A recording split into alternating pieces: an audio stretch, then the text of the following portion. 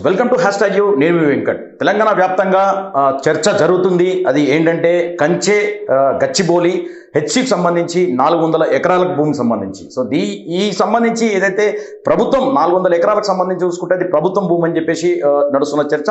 అలాగే విద్యార్థులు చూసుకుంటే మాత్రం ఇది హైదరాబాద్ సెంట్రల్ యూనివర్సిటీ భూమి అని చెప్తున్నటువంటి పరిస్థితి. సో ఈ నేపథ్యంలో కోర్టు కూడా ఏదైతే ప్రభుత్వం చేపట్టిన పనులకు స్టే కూడా ఇవ్వడం జరిగింది. సో ఇదే కాకుండా ప్రతిపక్షాలు మాత్రం ఏదైతే ఆ 400 ఎకరాలకు సంబంధించి చూసుకుంటే ఎకో పార్క్ చేస్తాం మేము ప్రభుత్వంలోకి రాగానే, అది ప్రజలకు గిఫ్ట్గా ఇస్తామని చెప్పేసి నడుస్తున్నటువంటి పరిస్థితి. సో దీనిపై మనతో మాట్లాడడానికి GHMC floor leader Darpalli Rajashekar మనతో ఉన్నారు. అన్న నమస్తే అన్న. సో ముందుగా చెప్పండి, హెచ్సికి సంబంధించి 400 ఎకరాలకు భూమి సంబంధించి అసలు ప్రభుత్వం భూసేకరణ చేపట్టిందా ముందుగా? వెంకట్, ఇప్పుడు నేను చెప్పినా ఎవరు చెప్పినా అది ప్రభుత్వ భూమి అనేది డిక్లేర్ అయింది. It's not a private property. అది ప్రభుత్వ భూమి అని డిక్లేర్ అయిపోయిన తర్వాత ఇంకా దేని గురించి మనం ఆలోచిస్తున్నాం ఒకసారి ఆలోచన చేయాలి. అది ప్రభుత్వ భూమిగా డిక్లేర్ చేయబడింది. ఇంకోటి ఏంటంటే 1974లో అప్పటి ప్రధాని ఇందిరాగాంధీ గారు హెచ్సి ఎవరు తీసుకొచ్చారు ఆడికి? ఆ రోజు కూడా హై డెన్సిడ్ ఫారెస్టే కదా అది ఫారెస్ట్ కాదు. అంటే ఏది కూడా బ్యారన్ ల్యాండ్ అనేది ఫారెస్ట్ కిందనే కనపడుతుంది మనకు. బట్ అన్లెస్ అంటిల్ దాన్ని క్లియర్ చేస్తే కదా మనకు తెలిసేది.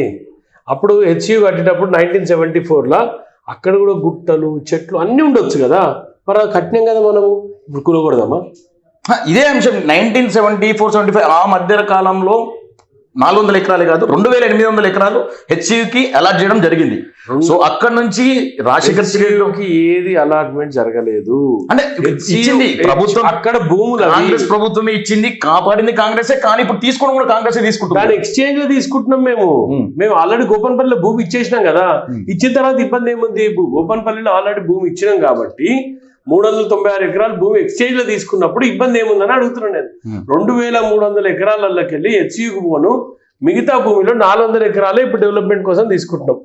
ఒక్కడే చెప్తా వెంకట్, ఇప్పుడు ఇన్ని కాలేజ్ ఎస్టాబ్లిష్ అయినాయి కదా రింగు చుట్టూ, ఇంజనీరింగ్ కాలేజ్ అనుకో, స్వర్గీయ రాజశేఖర రెడ్డి గారి పుణ్యమా అంటూ ఇన్ని కాలేజీలు ఇంతమంది పిల్లలు ఇంజనీర్లు అయ్యారు.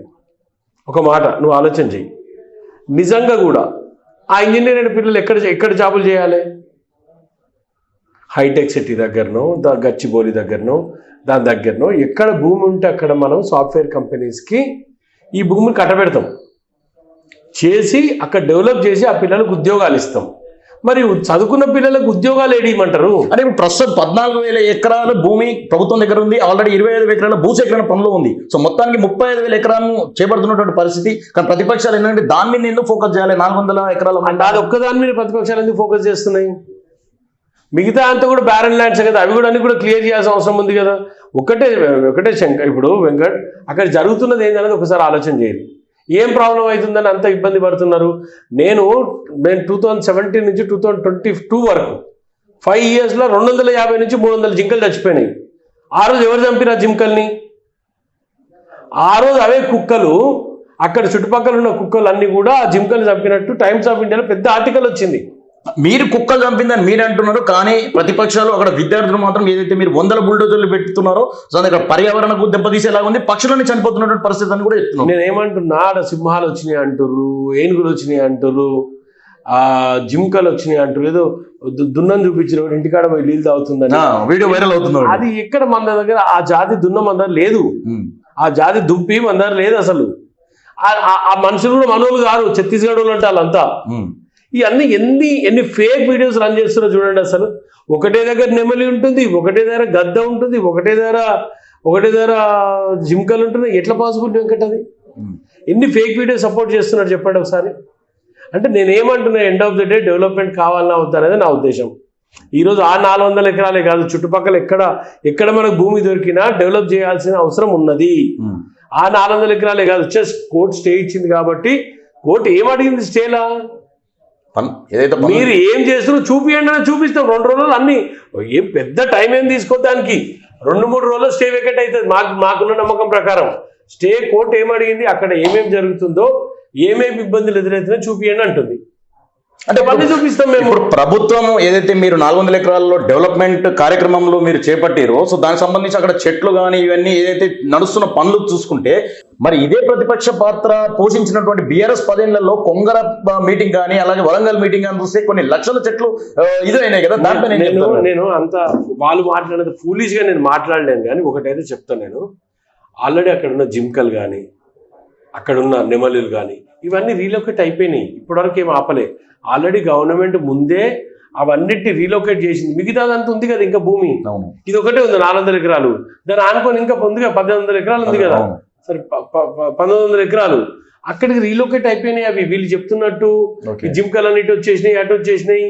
జింకలకి ఎక్కడ హాని జరిగింది? సోషల్ మీడియాలో వైరల్ వస్తున్నాయి కదా, ఏదైతే నెమలు అరుస్తున్నట్టుగా, బుల్డోజర్లు చేస్తుంటే జింకలు చచ్చిపోతున్నట్టుగా సోషల్ మీడియాలో అరుస్తున్నాయి, పురులు అరుస్తున్నాయి, సింహాలు అరుస్తున్నాయి. వాళ్ళ ఇష్టం వచ్చిన వీడియోలు తయారు చేసి పెడుతున్నారు ప్రతిపక్షాలు. నేను గౌరవనీయులు ఎంపీలు ఇంతమంది పార్లమెంటేరియన్స్ చదువుకున్నారు, పార్లమెంట్లో బీజేపీ నాయకులు, మీకు అంత ఆలోచన వస్తలేదా? ఇది ఎవరి కోసం చేస్తుండే? రేవంత్ రెడ్డి ఇల్లు కట్టుకుంటున్నాడు. రేవంత్ రెడ్డి ముఖ్యమంత్రి గారు ఏమైనా ఇల్లు కట్టుకుంటున్నా అక్కడ? ఏం ఆలోచన చేస్తున్నారబ్బా? ఇన్ని కాలేజీలలో చదువుతున్న పిల్లలకు రేపు ఉపాధి అవకాశాలు ఉండాలి, చదువుకు తగ్గ వాల్యూ ఉండాలనే ఉద్దేశంతో, తన సస్టైనబుల్ డెవలప్మెంట్ జరగాలనే ఉద్దేశంతో ముందుకు పోతుంటే ఎట్లా చేసి ప్రతిపక్షాల వాళ్ళని అడ్డుకోవాలి, ప్రతి విషయంలో వీళ్ళని ఇబ్బంది పెట్టాలని ఒకటే ఒక కాన్సెప్ట్ తోటి వీళ్ళు రన్ చేస్తున్నారు. సో నేనేమంటా వెంకట్, నేను చాలా ముందు నుంచి కూడా చెప్పుకుంటూ వస్తున్నా, అక్కడ కుక్కల దాడి జరుగుతున్నది. కుక్కల వల్ల 17 నుంచి 22 వరకు 250 నుంచి 300 జింకలు చచ్చిపోయినాయని టైమ్స్ ఆఫ్ ఇండియా రిపోర్ట్ ఇచ్చింది. నేను ఇప్పుడు చూపిస్తాను. చందు ఆ కాయిదాలు ఏమో నేను ఇచ్చిన ఇప్పుడు పెట్టినాయి. 250 జింకల నుంచి 300 జింకలు చచ్చిపోయినట్టు టీవై టైమ్స్ ఆఫ్ ఇండియా ఒక పెద్ద రిపోర్ట్ తయారు చేసి ఇచ్చింది. అది నిజం కాదా? ఇప్పుడు వచ్చిన ఆర్టికల్ కాదు, April 22 వచ్చిన ఆర్టికల్ అది. కానీ మరొక అంశం ఏంటంటే, దావోస్ పర్యటన, అంటే రేవంత్ రెడ్డి దావోస్ పర్యటన అనంతరం ఏదైతే 400 ఎకరాల మీద ఫోకస్ పడింది, సో డెవలప్మెంట్ పేరు మీదతోని ఏదైతే 400 ఎకరాలు భూసేకరణ చేస్తున్నారో దీనికి సంబంధించి అయితే 6 గ్యారెంటీలు అమలు చేయలేదు కాబట్టి ఇవి డైవర్షన్ కోసం చేస్తున్నారు. దేనికి అమలు చేయలేదు? 6 గ్యారెంటీలు అమలు చేయలేదు అని కాలేదు కాబట్టి దీనికి డైవర్షన్ చేస్తున్నట్టు చెప్తున్నట్టు పరిస్థితి. డెవలప్ కావద్దా? తెలంగాణ డెవలప్, మీరు చేసే డెవలప్ కావాలి, మంది చేసే డెవలప్ కావద్దా? ఇది ఎక్కడ రాజకీయము? ఈ కుళ్ళు రాజకీయాలు ఖచ్చితంగా మేము ఎదుర్కొంటాము. ఎవ్వడు ఒక్కరు గుర్తుపెట్టుకోబా, 400 ఎకరాలు గవర్నమెంట్ తీసుకుంది, ఖచ్చితంగా ఆడ కడుతుంది. అవసరం ఉంటే ఒకవేళ వద్దనుకుంటే హెచ్యూ తీసేద్దాం, అన్ని తీసేద్దాం. వాళ్ళ నుంచి మీరు ఏదైతే గ్యారంటీగా కడదామని డెవలప్మెంట్ అని మీరు అంటున్నారో, కానీ కేటీఆర్ మాత్రం మేము 3 ఏళ్లలో అధికారంలోకి వస్తాం, వచ్చిన వెంటనే ఈకో పార్క్ పెడతాం, సో మేము ఇప్పుడు చేసిన పనికి ఏదైనా ఎవరు సరే ఈకో పార్క్ చేస్తాడా, వీకో పార్క్ చేస్తాడా, ఏం చేస్తాడో కానీ ఇన్ని రోజులు ఏం పీకిండి కేటీఆర్? మరి ఆ రోజు కనపడలేదు ఈకో పార్క్ చేయనికే. ఈ 400 ఎకరాలు ఇప్పుడు పుట్టిందా? ఎట్లా ఈ 400 ఎకరాలు ఇప్పటికి ఇట్లా పుట్టిందా? ఈరోజు కొత్తగా 400 ఎకరాలు అయితే రాలే కదా. మీరెందుకు పీకనికే కొట్లాడినా కోట్ల? ఇదే KTR and government, KCR government అప్పట్లో ఇదే 400 ఎకరాలు గవర్నమెంట్ భూమి అని పీకనికే కొట్లాడిరా మీరు? ఆ రోజు తెలియదా మీకు ఇది పబ్లిక్ భూమి, హెచ్యూకి సంబంధించిన భూములని? హెచ్యూకి ఎక్స్చేంజ్ ఆల్రెడీ భూమి ఇచ్చినాం కాబట్టి ఆ ఉద్దేశంతో మనం ఈ డెవలప్మెంట్ స్టార్ట్ చేసినాము. ఇప్పుడు ఏదైతే మీరు డెవలప్మెంట్ చేస్తాను అంటున్నారో, మీరు ఎవరైతే ఇక్కడ కొనుగోలు చేస్తారో వాళ్ళు మేము 3 ఏళ్ళలో ప్రభుత్వం కోసం ఇంచ్ టు ఇంచ్ మళ్ళీ మేము రిటర్న్ తీసుకుంటామని చెప్పేసి జాగీర్ కాదు ఇది. తెలంగాణ బిడ్డల జాగీరు. కేటీఆర్ అయ్యేదో కేసీఆర్ అయ్యేదో కాదు జాగీర్ ఇది. వాళ్ళు చెప్పినంత మాత్రాన భూమి మళ్ళీ వెనక్కి తీసుకున్నా కొన్నాడు అవలగాడవుతాడా? ఆడ బిల్డింగ్ కట్టినాడు అవలగాడవుతాడా? ఇప్పుడు ఆ విధంగా చేసుకుంటా పోతే మీరు ఎక్కడెక్కడైతే డెవలప్ చేసినా అవన్నీ తీసేసుకోవాలా? రామేశ్వరరావుకి ఇచ్చిన భూములు తీసుకోవాలా? ఎవరికి ఇచ్చిన భూములు తీసుకోమంటారు మమ్మల్ని? ఈ చూతేపన మనిషిది కాదని నేను చెప్తున్నా. ఎప్పుడైనా సరే సస్టైనబుల్ డెవలప్మెంట్ జరుగుతున్నప్పుడు ప్రతిపక్షాలు ఎంబడి రావాలి, కానీ ప్రతి చిల్లర రాజకీయం చేయడానికి ప్రతి అంశాన్ని యూజ్ చేసుకుంటున్న ప్రతిపక్షాలు ఆలోచించి నిర్ణయం తీసుకోవాలి. ఇదే ప్రతిపక్షాలు చేయాల్సింది. పొద్దున్న లేసి హైడ్రామా చేస్తున్నారు. పొద్దున్న లేసి హైడ్రామానేనా? ఒక్కటే అబ్బా, నేను మళ్ళొకసారి చెప్తా వెంకట్, ఇప్పుడు ఇంజనీరింగ్ చదువుతున్న పిల్లల కోసంగా మా ఇంటి కోసం చేసుకుంటున్నారు రేవంత్ రెడ్డి సాబు.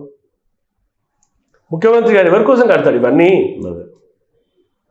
ఆలోచన చేయాలి కదా. సో ఏది ఏమన్నా ఖచ్చితంగా గవర్నమెంట్ సుప్రీంకోర్టు రిపోర్ట్ అడిగింది, ఆ రిపోర్ట్లో మేము సబ్మిట్ చేస్తాం. సబ్మిట్ చేసి ఖచ్చితంగా రిపోర్ట్ సంబంధించినట్టు సబ్మిట్ చేసి స్టే వేకేట్ చేస్తాం. సో ప్రస్తుతం ఇప్పుడు ఏదైతే అక్కడ విద్యార్థులు హెచ్సిలో విద్యార్థులు చేస్తున్నటువంటి నిరసనకు అలాగే తెలంగాణ ప్రజలకు మీరు ఫైనల్ గా ఏం చెప్తారు ఈ హెచ్సి అంశం? ఏం చెప్తారని విద్యార్థులకు అందరికీ కాషియస్గా ఉండండి, మీరు చదవండి, మీరు మంచిగా ఉండాలి, మీకోసమే చేరుతుర్రు. నిజంగా యూనివర్సిటీకి పోతే హెచ్సియు అనే పదమే లేకుంటుంటే Congress government Hyderabad central university తీసుకురాకపోతే ఈ విద్యార్థులందరూ ఇంకెక్కడైనా వేరే యూనివర్సిటీలో చదువుకుంటుండే. అంతే తప్ప నేను ఇప్పటికి కూడా అంటున్నా, ఒకవేళ మీకు నిజంగా ఇష్టం లేకపోతే హెచ్సిని కూడా తీసేద్దాం. మీకు నిజంగా ఇష్టం లేకపోతే, విద్యార్థులకు ఇష్టం లేకపోతే ఆ నుంచి యూనివర్సిటీ కూడా తరలిద్దాం. ఎందుకు మీరు ఆ అడవిలు ఉంటప్పుడు పోయి ఎందుకబ్బా మీకు ఇబ్బంది? ఎందుకు మీ విద్యార్థులందరికీ ఎందుకు ఆ ఇబ్బంది పడాలి పాపం మీరు అందరూ? మరి అదే విద్యార్థులు సామరస్యంగా మీరు చర్చలు చేయొచ్చు కదా, ఎందుకు పోలీసులను పెట్టి లాఠీ చార్జ్ చేసి అంత మరి ఎందుకు? ఒకటి ఆడొచ్చు, లాఠీ చార్జ్ జరిగింది, లాఠీ చార్జ్ జరగలేదు అనేది ఓన్లీ ఏబీపీ పిల్లలు ఏదైతే ప్రొవోకేట్ చేస్తున్న పిల్లలు ఉన్నారో వాళ్ళతో జరిగిన లాఠీ చార్జ్ తప్ప ఏ హెచ్యు విద్యార్థులు పాల్గొనలేదు. ఎట్ ద సేమ్ టైం నేను అడుగుతున్నా వెంకట్, ఎంజీఐటీ కట్టింది అడవిలో కాదా? సిబిఐటి కట్టింది అడవిలో కాదా? చుట్టుపక్కల ఉన్న ఇన్స్టిట్యూట్స్ ఏవైతే ఇంజనీరింగ్ ఇన్స్టిట్యూట్స్ ఉన్నాయి, నారాయణం అనుకో, సివిఆర్ అనుకో, శ్రీ హింద్ అనుకో, గురునానక్ అనుకో, భారత్ అనుకో, ఇట్లా చుట్టూ ఎన్నైతే ఇంజనీరింగ్ కాలేజీలు ఉన్నాయి ఇవన్నీ అడవులలో కట్టిరా లేకుంటే మన నడి హైదరాబాద్లో కట్టిరా? ఇది డెన్స్ ఫారెస్ట్ కాకుండా అవన్నీ రిమూవ్ చేయలేదా? నేను అదే అంటున్నా, పిల్లలందరినీ హెచ్యు పిల్లలందరినీ రిక్వెస్ట్ చేస్తున్నా, you come out with a slogan, let us remove HCU. మీరే రండి, మీరే విజ్ఞప్తి చేయండి ముఖ్యమంత్రి గారికి, వద్దు సార్ ఇక్కడ వన్యప్రాణులు మా వల్ల మేము నడుస్తుంటే వన్యప్రాణులకు హాని ఉంది, మేము కూడా ఇక్కడ మనుషులమే, హెచ్యునే తీసేస్తే ఎవరు రారు ఇక్కడికి, అంతా కూడా మొత్తం డెమాలిష్ చేసి అంతా ఎకో పార్క్ చేసేద్దాం, మొత్తం హెచ్యు డెమాలిష్ చేసేద్దాం. మీ కోరిక మేరకే, విద్యార్థుల కోరిక మేరకే హెచ్యు అంతా డెమాలిష్ చేసేసి హెచ్యులో మంచి పార్క్ చేద్దాం. ఎందుకు ఆ విద్యార్థులు పాపం వన్యప్రాణులకు హాని కలిగిస్తున్నారు విద్యార్థులందరూ అని అనుకుంటారు పబ్లిక్. మీరు ఉండడం వల్ల వన్యప్రాణులు ఇబ్బంది పడతలేవా? హెచ్యు అక్కడ ఉండడం వల్ల వన్యప్రాణులు ఇబ్బంది పడతలేవా? అంటే మీరు వందల బుల్డోజర్లు ఏదైతే పనులు చేస్తున్నారో దాంట్లో కార్లు వస్తున్నాయి లోపలికి, హెచ్యులో కార్లు వస్తలేవు, మీ వీసీ కార్ వస్తుంది, మీ పిల్లల కార్లు వస్తాయి, మీ పిల్లల బైక్లు వస్తాయి, అక్కడ చదువుతున్న పిల్లల బైక్లు వస్తున్నాయి, ఎట్ ద సేమ్ టైం కార్లు వస్తున్నాయి, ఎట్ ద సేమ్ టైం ఆడ కాలేజీలో చెప్పే లెక్చరర్స్ బైక్ కార్లు వస్తున్నాయి.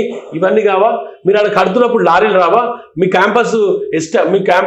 క్యాంపస్ పెద్దగా అవుతున్న విస్తీర్ణ జరుగుతున్న కొద్దికి ఆడికి లారీలు వస్తలేవా? మెటల్ వస్తలేదా? సిమెంట్ వస్తలేదా? కంకర వస్తలేదా? ఇటుక వస్తలేదా? ఎందుకు డ్యామేజ్ చేయాలి? అక్కడ మనం మంచిగా హెచ్యుని తీసేద్దాం, అక్కడ నుంచి తీసేసి పిల్లలందరినీ కూడా రీలొకేట్ చేసి మంచి యూనివర్సిటీలకు పంపిద్దాం మనమే. ఎందుకు అవసరం ఏముంది ఆ పిల్లలకి హెచ్యు? అక్కడ అన్నేసరి ఆ పిల్లల్ని ఎందుకు ఇబ్బంది పెట్టాలి మనం? అంటే ఇవన్నీ వన్యప్రాణులు ఇబ్బంది పడుతున్నాయి కదా, ఈ లారీలు రావడం వల్ల, పిల్లల బండ్లు రావడం వల్ల, ఇవన్నీ రావడం వన్యప్రాణులు ఇబ్బంది పడుతున్నాయి కదా, అన్నేసరి ఎందుకు ఆ పిల్లలకి ఇబ్బంది జరగాలి చెప్పి? అక్కడ విద్యార్థులని ఏదైతే నిరసన తెలుపుతున్న విద్యార్థులే కానీ ఇతర విద్యార్థులే కానీ మొత్తం ప్రతిపక్షాలు రెచ్చగొడుతున్నాయి అంటారా? నేను ఏమన్నా ప్రతిపక్షాలు చూసే పని ఉంది, ప్రతిపక్షాలకు ఏ పని లేదబ్బా. ఈరోజు సన్న బియ్యం ఇస్తున్నాం, వాళ్ళకి ఎక్కడ ఏది డైజెస్ట్ అయితే లేదు, ఏదో అంశం తీసుకోవాలి, ప్రభుత్వాన్ని ఇబ్బంది పెట్టాలి అని అనుకుంటారు. ఎందుకు ఇబ్బంది పడతారు ప్రభుత్వము? ఈ చిన్న అంశం తీసుకొని పెద్దగా మేము చూడాల్సిన అవసరం లేదు. ఖచ్చితంగా 2-3 రోజుల్లో రిపోర్ట్ ఇస్తాము. 2022 వరకు ఎన్ని జింకలు చచ్చిపోయినాయి, ఎందుకు చచ్చిపోయిన కారణాలు కూడా వివరిస్తాము. ఇవన్నీ కూడా రీలొకేట్ చేసే ప్రయత్నంలో కొన్ని ఇబ్బందులు జరుగుతాయి, కొంత డెవలప్మెంట్ చేసేటప్పుడు కొంత ఇబ్బంది జరుగుతుంది. ఆ ఇబ్బందులు ఎదుర్కొంటాం. ఖచ్చితంగా రాష్ట్ర ప్రభుత్వం అనుకున్నట్టు 400 ఎకరాలలో సస్టైనబుల్ డెవలప్మెంట్ జరుగుతుంది. ఒకవేళ పిల్లలు వద్దనుకుంటే ఖచ్చితంగా హెచ్యు కూడా చేద్దాం. Okay, right, thank you. So మొత్తానికి ఈ కంచె గచ్చిబౌలికి సంబంధించి 400 ఎకరాలకు సంబంధించి ప్రభుత్వం ఖచ్చితంగా 400 ఎకరాలు తీసుకొని అక్కడ డెవలప్మెంట్ ఖచ్చితంగా చేస్తుందని కూడా చెప్తున్నటువంటి పరిస్థితి. ఇదే కాకుండా ఏదైతే అక్కడ పిల్లలు ఏదైతే నిరసన తెలుపుతున్నారో వాళ్ళందరికి సంబంధించి ఏబీవీపీ పిల్లలుగా చెప్తున్నటువంటి పరిస్థితి. సో మొత్తానికి అక్కడ పరిస్థితులు ఏ విధంగా ఉన్నా హెచ్యుకి రిటర్న్ ఇచ్చినా కానీ ప్రభుత్వం తీసుకొని అక్కడ మొత్తం ఈకో డెవలప్మెంట్ కూడా చేస్తున్నారని చెప్తున్నటువంటి పరిస్థితి దర్పల్ రాజశేఖర్. సో వీడియో జర్నలిస్ట్ భూపాల్తో వెంకట్, హైదరాబాద్.